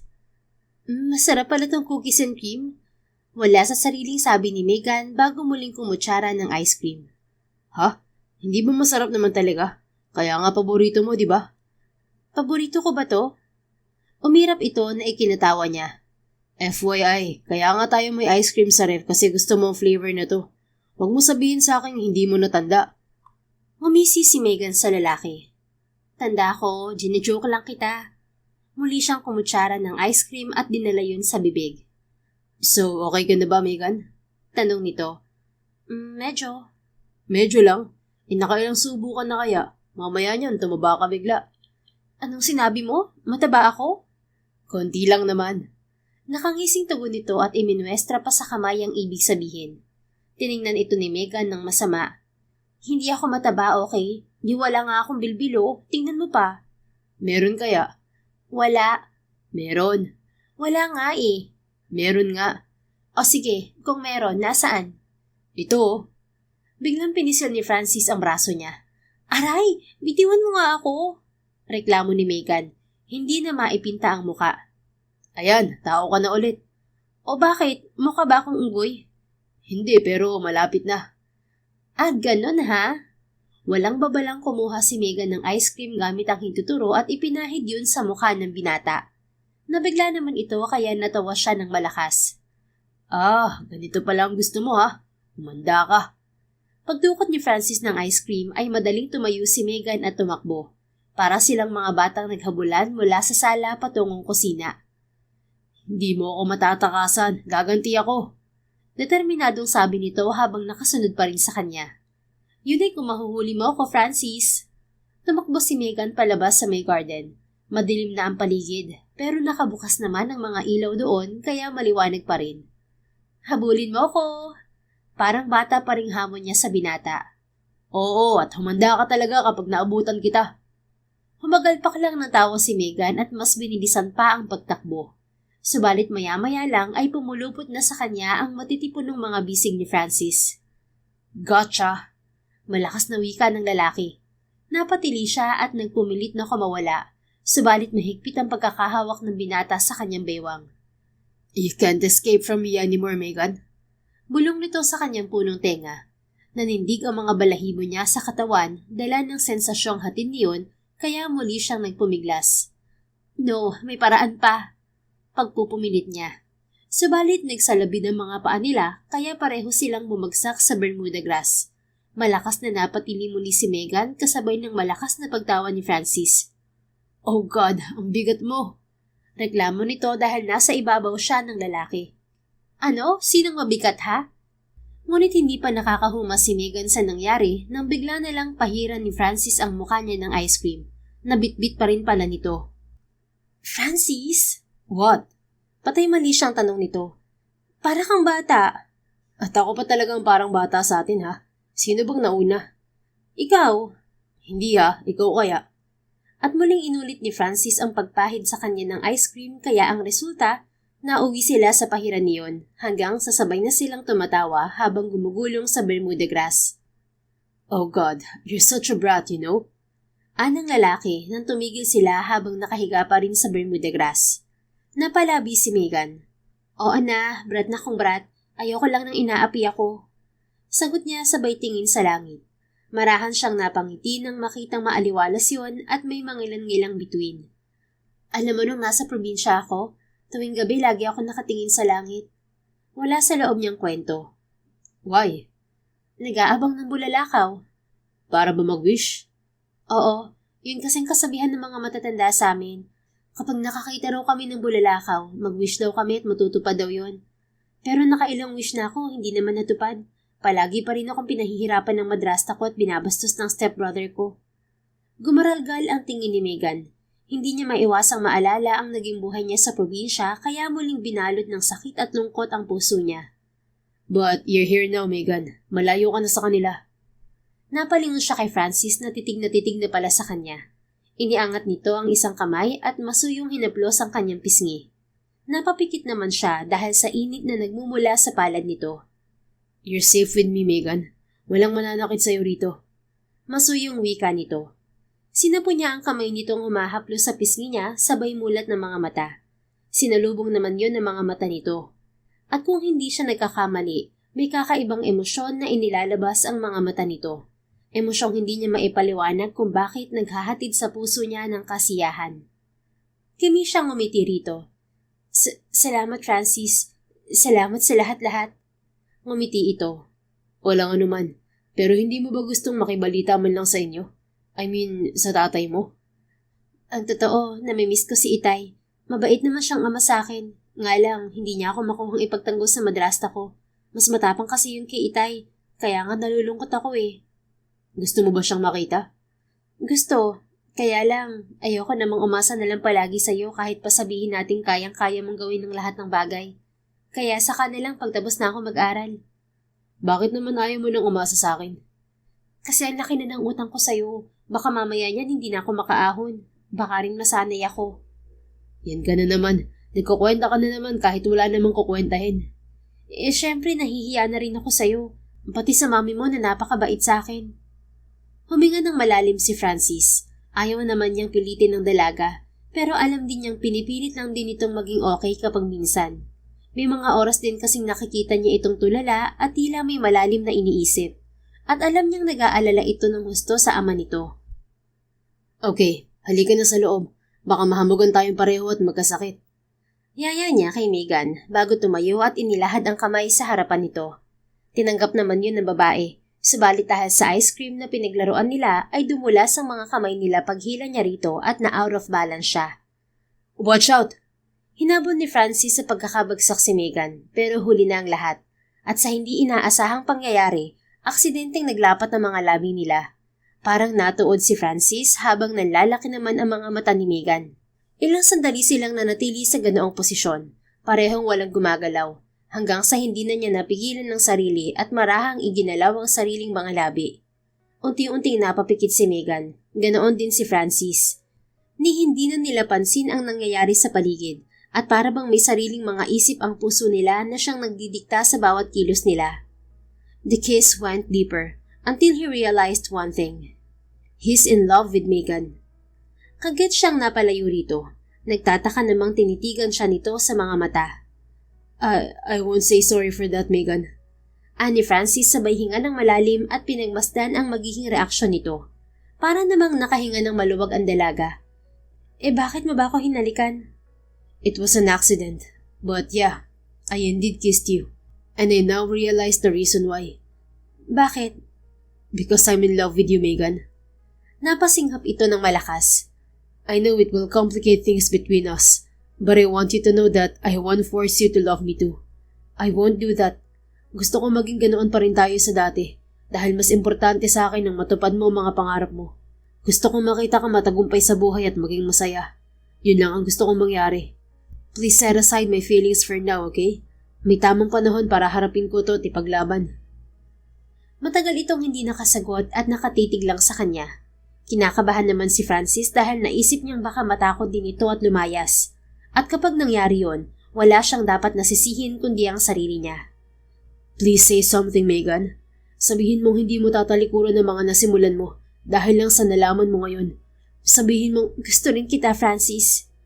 Siya naman ang natigilan at hindi agad nakasagot. Ni hindi rin niya magawang kumurap habang nakatitig sa dalaga. At kung paano bumilis ang tibok ng kanyang puso, siya namang tila pagbagal ng ikot ng mundo. Hoy, magsalita ka naman. Nagbago na bagad ang isip mo? Untag ni Megan sa kanya. No, of course not. I was just blown away. Hindi ko talaga inaasahan na yan ang isasagot mo sa akin. Bakit naman? Dahil alam ko nakafocus ka sa pag-aaral mo at kaibigan lang ang tingin mo sa akin at hero mo. Totoo ba yan? O may iba pang dahilan? Huminga ng malalim si Francis. Wala naman akong ibang dahilan maliban sa natatakot talaga akong mawala ka. Na umalis ka. Wala ka bang tiwala sa sarili mo? Hindi mo ba nakikita kung gaano ka kagwapo? Natigilan siyang muli. Gwapo? Ako? Bakit, hindi ba? Well, I am. Gwapo talaga ako. At hindi lang yon, mabait ka rin, sweet, maalalahanin, maalaga at kung ano-ano pa. Hindi ko nga alam kung bakit hindi yun nakita ng ex mo. Hindi ko rin alam, Megan. Mabuti na rin pala at hindi niya nakita. Kasi hindi mangyayari to kung hindi ka naging broken-hearted. Pero hindi ko naman sinabing masaya ako na nasaktan ka. Pero dahil kasi doon, natagpuan mo ako sa lansangan. Mabilis nitong bawi. Well, may rason naman kung bakit nangyayari mga bagay-bagay. At iyak kong nakatakda tayong magkita ng araw na yon habang nagdurusa ang puso ko. Kasi alam mo kung bakit?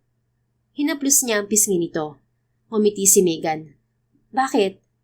Dahil sa tuwing ngingiti ka sa akin ng ganyan, pakiramdam ko nawawala lahat ng sakit na dinadala ko sa aking dibdib. And you really made me happy that day. You made me forget that I was broke. At alam ko, doon nagsimula ang kakaibang nararamdaman ko para sa'yo. Talaga? Aha. So tayo na ba? Natawa siya. Ikaw dapat ang magdesisyon yan, hindi ako. Dahil kung ako ang tatanungin mo, gusto ko na maging girlfriend ka. Pero maiintindihan ko rin kung ipaprioritize mo muna ang mga pangarap mo. Pwede ko naman pagsabayin yun. Are you sure, Megan? Ayoko mapabayaan mong pag-aaral mo. Yes po, Sir Francis. Sigurado po ako. Mas magiging inspired nga ako eh. Well then, we're officially a couple. At muli niyang inangkin ang mga labi ng dalaga.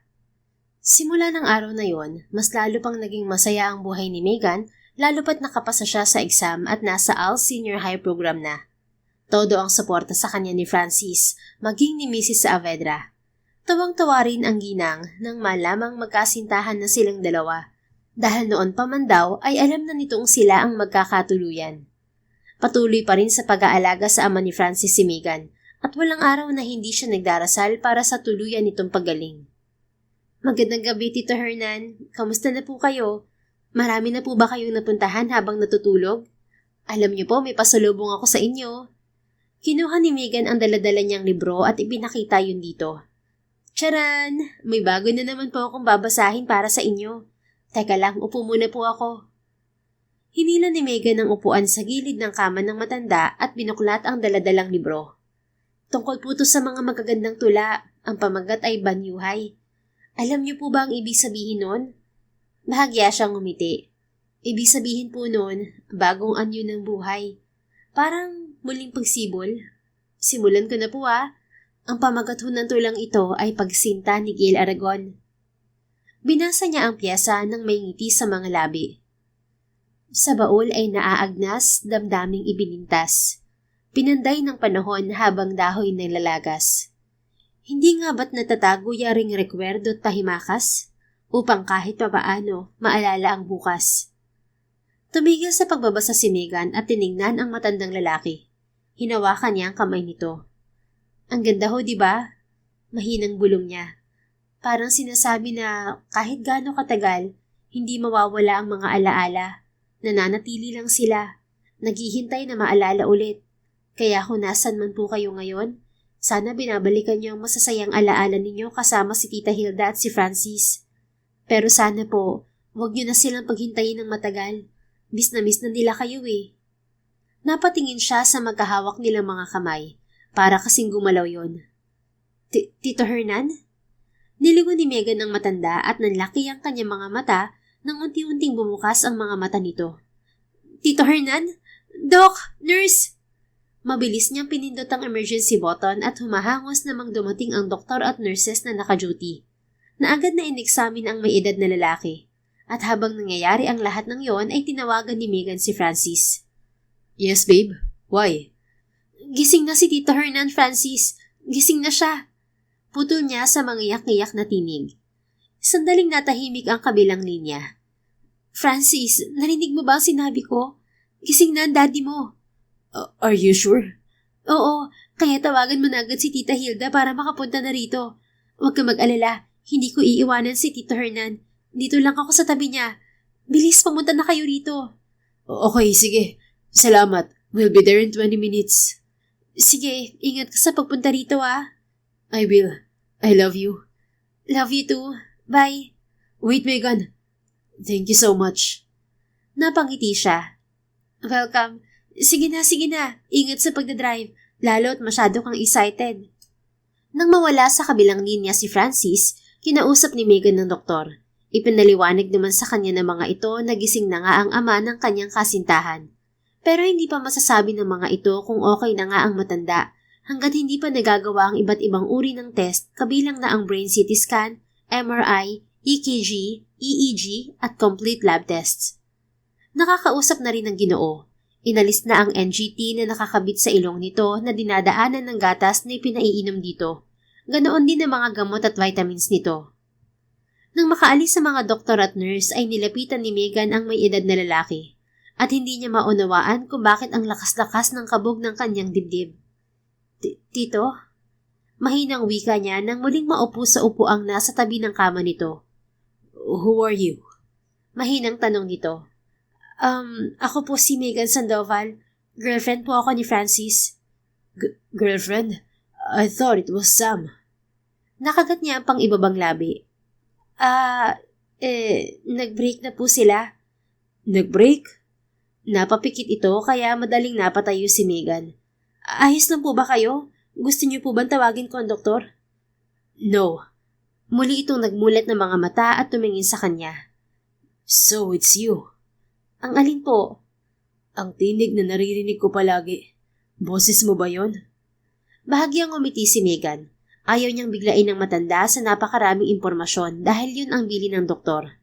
Sa edad nito, may risk daw na magkaroon ito ng heart attack dahil sa pagpoproseso sa mga nangyari. Ako nga po, Tito. Sagot niya. So tell me, ilang araw ba akong walang malay at parang ang bilis naman yata ng lahat? Nalilitong tanong nito. Pwede po bang hintayin na lang natin ng asawa at anak niyo? Parating na rin naman po sila. But you knew how long I was sleeping, right? Opo, pero sabi po ng doktor niyo, huwag daw po kayong bibiglain. Baka daw po kasi atakihin kayo sa puso. Huminga ito ng malalim. I have other illnesses, but none of it concerned my heart. So tell me honestly, Iha, ilang araw ba ako narito sa ospital? Hindi siya agad nakasagot. Tinitimbang pa niya sa isip kung tama bang sa kanya magmumula ang balitang yon na alam niyang gugulat dito. Lumunok si Megan. Baka po kasi magalit si Tita Hilda at Francis. Hintayin na lang po natin sila, please. I get it. Natatakot ka. But did you know that the first time I opened my eyes, ikaw ang una kong nakita? Opo. So ibig sabihin, pinagkakatiwalaan ka nila. Ganun na nga po. At ibig ding sabihin, pwede ka magdesisyon kahit wala pa sila. Please Iha, hindi kita ipapahamak. Secret lang natin to. Napabuntong hininga si Megan. Totoo po ba yan? Mahal na mahal ko po kasi si Francis at ayaw ko maapektuhan ng relasyon naming dalawa dahil dito. Napangiti ito. Oh, I see. Don't worry. Hindi ka hihiwalayan ni Francis dahil ako mismo ang babatok sa kanya kapag ginawa niya yun. Sabi nito na ikinatawa nilang pareho. Tama po pala sila. Anya. Tungkol saan? Na mabait po kayo at magaang kausap. Well, nakadepende naman yan sa taong kausap ko. And I could sense that you're a good person, Megan. So, balik tayo sa tinatanong ko kasi mukhang nililibang mo ko eh. Pansin niyo po pala. Natawa ito sabay iling at kapag ganoon ito, nakikita niya rito si Francis. Sabi ko na eh, you're buying some time. Ayaw ko po kasing makialam, tito. Pero sabi ko nga Dad! Hernan! Magkasunod na wika ng dalawang tinig pagkabukas ng pinto. Humahangos na lumapit sina Francis at ang ina nito sa may edad na lalaki at madaling yumakap. Binigyan naman niya ng privacy ang mga ito at lumabas muna siya ng silid. May 10 minuto rin siyang nakaupo sa may waiting area nang muling bumukas ang pinto at iluwan niyon ng kanyang kasintahan. Tuloy-tuloy ito sa kanyang tabi at agad siyang niyakap. Thanks, Megan. Thanks. Bulong nito. Sus, wala naman akong ginawa. No, may ginawa ka at yun na yung ginising mo si Daddy. Francis, timing lang siguro na ako nandito nang magising siya. Hindi ako dahilan niyon. Pero sabi ni Daddy, tinig mo raw ang kanya naririnig kanina. Sabi mo raw gumising na siya dahil naghihintay kami ni Mom at miss na namin siya. Natural lang naman yun sa comatose patient, hindi ba? Siyempre palagi ko siyang kinakausap at kanina, binabasahan ko siya ng tula. Kumawala sa kanya si Francis at hinawakan ng mahigpit ang kanyang kamay. Basta salamat pa rin. Oo na nga po, walang anuman. Humilig si Megan sa balikat nito. Masuyo naman nitong hinaplos ang buhok niya. I love you, babe. Hindi ako magsasawang sabihin sa'yo yan. I love you too, Francis. Naramdaman niya ang paghalik nito sa kanyang noo kaya napangiti si Megan. Ganoon ito ka-sweet, kaya hiling niyang sana ay maging maayos na ang lahat sa ama nito. Hindi na umuwi si na Francis at nagbantay na lang sa ospital. Hinintay rin nila ang paglabas ng resulta ng mga isinagawang test sa kanyang ama. At ang sabi ng doktor, kinabukasan ay normal naman daw lahat. Maliban sa hindi pa ito makakalakad. His father needs a therapy kaya nagpa-schedule agad sila ng therapy session sa ospital ding yon. Normal talaga ang ganoong kaso sa mga nagiging comatose patient, kaya nakaalalay lang sila sa kanyang ama, na noong una ay nagulat nang malaman nitong 2 taon mahigit na rin ang lumipas. Iho, umuwi ka muna at magpahinga. Ako na muna dito. Sabi ng kanyang ina. Wala roon si Megan dahil may pasok ito sa eskwela. Are you sure, Mom? Pwede naman pong ako muna magbantay dito at kayo muna ang umuwi. No, Iho. Hindi rin ako makakapagpahinga kapag umuwi ako. Kaya dito lang ako sa tabi ng daddy mo. Napabuntong hininga si Francis. Baka naman kayo magkasakit kapag ganyan. Malabang mangyari yan, anak. Ngayon pa at gising na ang daddy mo. Wala na akong masyadong iniisip kundi ang maiuwi siya sa mansyon. Sigurado po ba kayo? Oo nga, ayos lang ako rito, anak. Baka nasa bahay na rin si Megan. Sige na. Okay po. Tumayo si Francis at nilapitan ng amang katutulog lang. I'll be back, Dad. May aasikasuhin din ako. Anya bago binalingan ng inang nakasunod sa kanya. Hinalikan niya ito sa pisngi. Tawag lang kayo kapag may kailangan kayo, okay? I will, Iho. Sige po, una na muna ako. Sige, mag-iingat ka sa pagmamaneho. Opo. Paglabas ni Francis sa kwarto ng kanyang ama ay saktong tumunog ang cellphone niya. Madali niya yung sinagot nang makita ang inutusan niyang detective ang tumatawag. Yes, Detective Melvin. Anong balita? Bad news, Francis. Anong bad news? May nangyari ho ba sa tatay ni Megan? Dahil hindi siya mapalagay sa naging pag-uusap nila noon ng kanyang kasintahan, pinapuntahan niya ang address ni na Megan sa probinsya ng mga ito sa Bicol. Gusto niya kasing alamin kung ano na ang sitwasyon ng Ginoo, lalo pa at mapanakit ang ikalawang asawa nito at bastos ang anak. May sakit ang ama ni Megan, sir, at wala na rin dito ang sinasabi mong madrasta niya. Nang magtanong-tanong ako sa kanilang mga kapitbahay, sumama na raw sa ibang lalaki dahil hindi na raw maibigay ng ama ni Megan ang luho ng mag-ina. Paliwanag ng kanyang kausap. Ibig mong sabihin, wala na rin dyan ang balasubos na lalaking yun? Wala na, sir. So, anong plano mo ngayon? Napamuntong hininga si Francis. Hindi siya pwedeng umupo na lamang at hintayin lumala ang kalagayan ng ama ni Megan. Alam niya, masasaktan ng kasintahan at sisisihin nito ang sarili kapag may nangyaring masama sa ama nito. Ganito, pwede mo bang kausapin si Mang Dante? Yun ang pangalan ng ama ni Megan. Pwede naman, sir. Ano bang gusto mong sabihin ko sa kanya? Nasan ka pala ngayon? Narito lang din malapit sa kanila. Nagbabantay ako kasi nga baka biglang may hindi magandang mangyari. Salamat ho. Ano rin bang sakit niya? May ubot, nangangayayat na rin daw.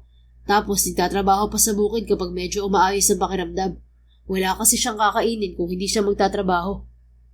Muling napahinga ng malalim si Francis. Siguro, maiging ako na lang ang kakausap sa kanya. Pwede niyo ba siyang puntahan? Oo naman, walang problema. Sandali, lalapitan ko. Nandito kasi siya sa bukid nila at kahit umuulan ay nag-aalis ng mga kuhol. Sige, salamat detective. Hindi ko na rin papatayin tong tawag para marinig mo ang usapan namin. Sige ho. Dinig ni Francis ang ginawang paglapit ni Detective Melvin sa may edad na lalaki, pati na ang pag-uusap ng dalawa. At nang mabanggit ni Detective si Megan, narinig niyang napalakas ang tinig ng ama nito. Ay siya nga, totoong buhay pa ang anak ko. Wika nito. Oho, at gusto ko kayo makausap ni Mr. Saavedra. Sabi ni Detective Melvin. At sino naman yun? Siya ho ang kumupkup sa anak ninyo sa Maynila. Ito ho ang telepono, tay. Matagal na katahimikan ang narinig ni Francis sa kabilang linya. Pagkatapos, narinig niya ang pagtikhim ng matanda. Hello? Anito. Yes, Mr. Sandoval. Si Francis ho ito, ang kasama ngayon ni Megan sa Maynila. Totoo ba talagang buhay pa ang anak ko? Totoo ba ang sinasabi ninyo? Opo, tay. Buhay po si Megan at pumapasok po siya sa eskwela. Sagot niya. Napahagulho lang matanda. Ang sabi ng kanyang ina ay patay na raw si Megan, kaya wag ko na raw hanapin pa. Sabi nito. Napabuntong hininga si Francis. Alam niya kung sino ang inang tinutukoy nito, yung madrasta ni Megan. Ganito na lang po. Gusto niyo ba siyang makita, tay? Tanong niya. Tumigil ito sa pag-iyak at narinig niya ang malakas nitong pagsinghot kasabay ng malat na ubo. Hindi kaya niloloko niyo lang ako? Maraming taga Maynila na manloloko. May mga usap-usapan ding may mga kinukuha raw silang tao sa probinsya para kunin ang mga lamang loob at ibebenta. Natawa si Francis. Nako, hindi po ako masamang tao. Pero kung hindi po kayo naniniwala, magpapadala po ako ng larawan namin ni Megan. Ngayon din po. Agad nga nagpadala si Francis ng mga picture at sinabi sa Ginoo na ibalik ang telepono kay Detective Melvin. Nang kausap na niya ang detective, sinabi niya ritong ipakita sa matanda ang mga ipinadala niya. Na madali naman itong ginawa. Dinig na dinig niya ang muling pag-iyak ng ama ni Megan nang makita ang mga larawan nila.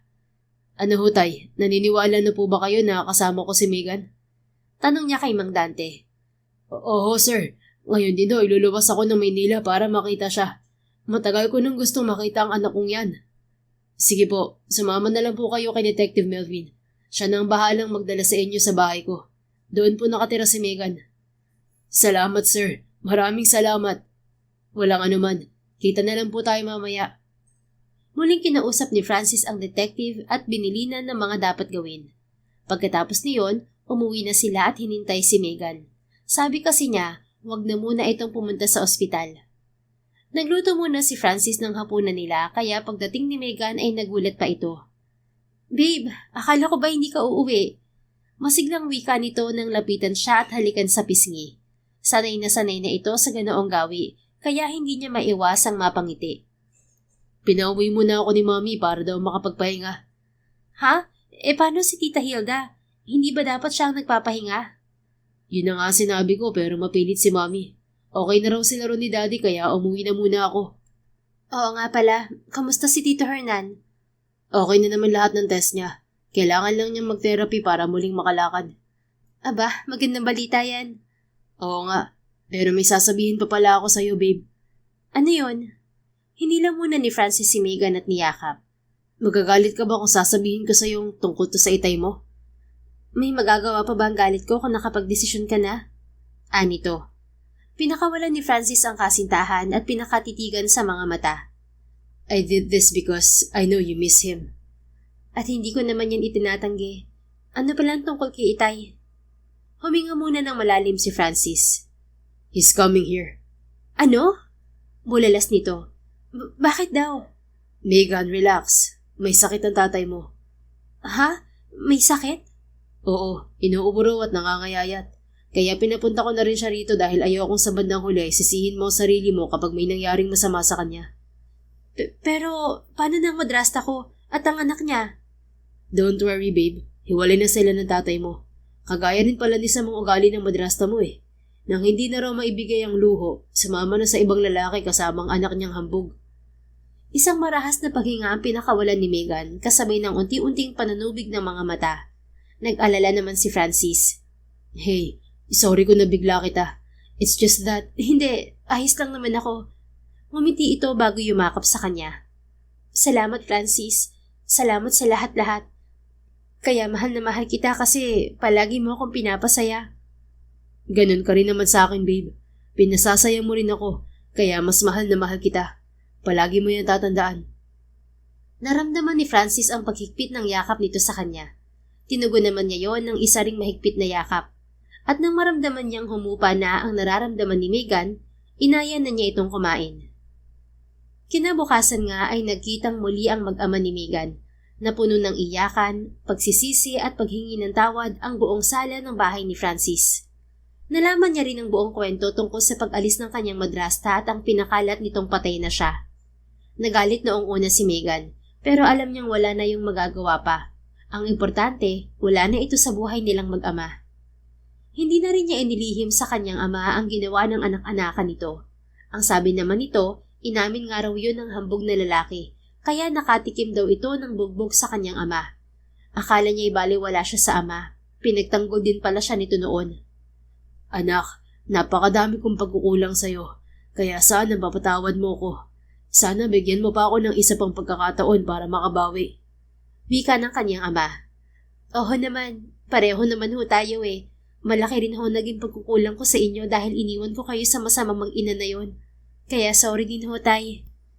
Muling nagyakap ang mag-ama, umiiyak, habang patuloy na humihingi ng tawad sa isa't isa. At nang matapos silang mag-usap, ipinakilala niya rito si Francis bilang nobyo niya. Noong una, halatang nag-aalangan pa ito, pero sinabi naman ni Francis sa kanyang ama na mahal siya nito, kaya napanatag na rin ang tatay niya. Pagkatapos niyon, kumain lang sila at tumuloy na sa ospital kasama si Francis. Ipina-check up nila ang kanyang ama at ang sabi ng doktor, may mild pneumonia raw ito at malnourished din, kaya pinag-stay na ito ni Francis ng ilang araw sa ospital. Total ay naroon pa rin naman daw ang mga magulang nito, na nang malamang nasa ospital ang kanyang ama, ay madaling dinalaw ng mga to. Natutuwa si Megan sa pagkakasundo ng mga magulang nila ni Francis. Hindi tuloy niya maiwasang isipin kung ano nga ba ang naghihintay na bukas sa kanila. Hanggang sayayain siya ni Francis na kumain sa labas. Anong meron?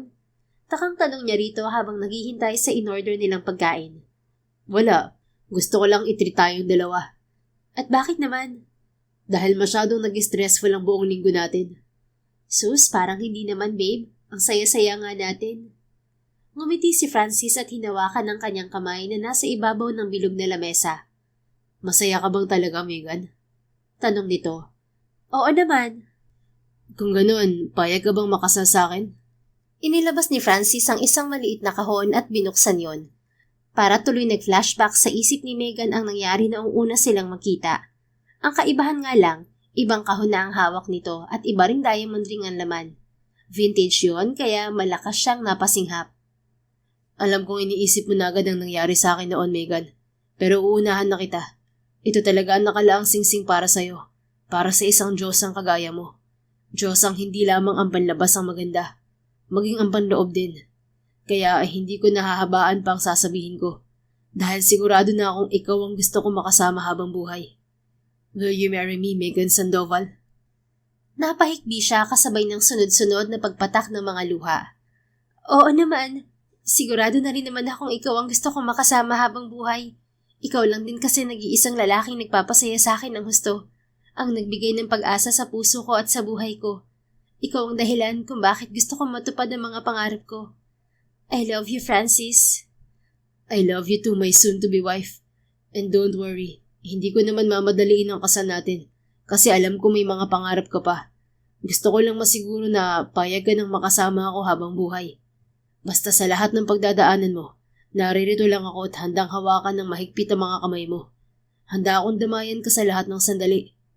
At numukwang ito para halikan siya. Mabilis namang tumugon si Megan nang may ngiti sa mga labi. Sigurado siya, yun pa lang ang simula ng lahat para sa mas masayang pagsasama nila. Makalipas ang ilang linggo, tuluyan ng gumaling ang ama ni Megan, habang ang ama naman ni Francis ay patuloy sa pagtitherapy. Doon na rin pinatuloy ng kanyang kasintahan sa bahay nito ang ama niya. Subalit hindi rin naman ito nagtagal sapagkat may binubukid ito. Isa pa'y ayaw din itong walang ginagawa palagi. Sanay kasi ang ama na nagtatrabaho simula pa pagkabata. Kaya napag-usapan nilang dadalasan na lamang itong dalawin. Kaya inihatid nila ito sa Bicol at siniguro ni Francis na may makakatulong ang kanyang ama sa bukid. Ibinilin din ni Megan sa kanilang mga kapitbahay ang ama na tawagan siya kaagad kapag may nangyaring masama rito. May cellphone naman kasi ito na siya mismo ang bumili kahit mumurahin dahil alam niyang gagawin din yon ng kanyang kasintahan, kaya inunahan na niya ito.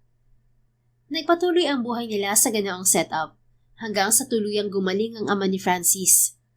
Tuloy-tuloy lang din sa kanyang pag-aaral si Megan na madalas ay dumadalaw sa kanyang ama sa Bicol kasama ang kasintahan. At dahil hindi na siya caregiver ng ama ni Francis, sa kumpanya na ni Francis siya nagtatrabaho kapag walang pasok sa school. At nang sumapit ang 3 taon niya sa kolehiyo, kinausap niya si Francis at sinabi ditong handa na siyang pakasalan to. Ayaw na rin kasi niyang maghintay pa ito ng matagal, kaya naman tuwang-tuwa si Francis, maging ang kanilang mga magulang. Pagkatapos ng kasal nila, ay nangako si Francis na pag-graduate na lang niya sila mag-aanak. Hindi naman niya ito tinutulan. Ngunit 2 buwan bago ang graduation ni Megan, nalaman niyang buntis siya. At makalipas pa ang 9 na buwan, ipinanganak niya ang kambal nilang supling na siyang nagdagdag ng kasiyahan sa masaya na nilang pamilya. The end. If you enjoyed this story, please don't forget to like, subscribe, comment, and share. Your support helps us reach more people and spread the love. Thank you for tuning in, and we're looking forward to seeing you again soon. In the meantime, please take care and may God bless you always.